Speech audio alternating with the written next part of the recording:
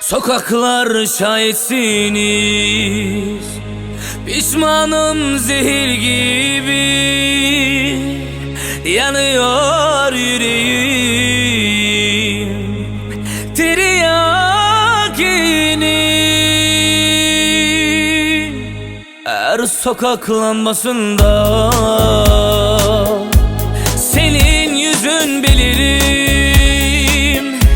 titriyor ellerim tiryakinim.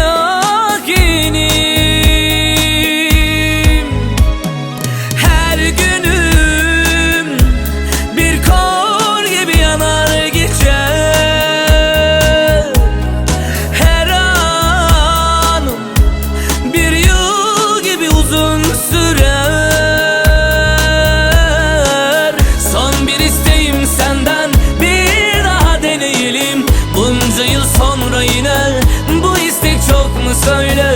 Çıldırsan da seninim, yalvarsan da seninim, tiryakinim, tiryakinim.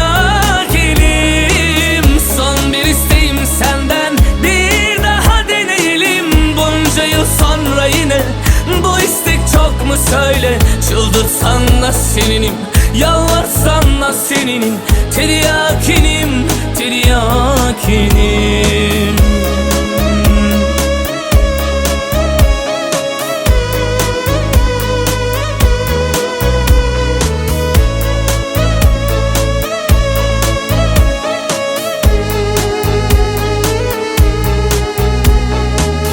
Kaldırıma uzanmış,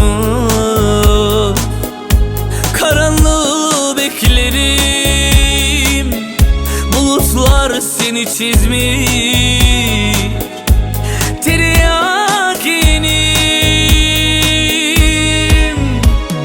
Her günüm bir kor gibi yanar geçer, her anım bir yıl gibi uzun sürer.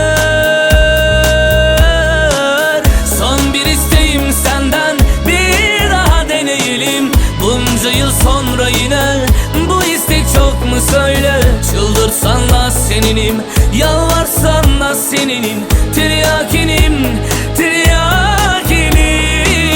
Son bir isteğim senden, bir daha deneyelim. Bunca yıl sonra yine bu istek çok mu söyle?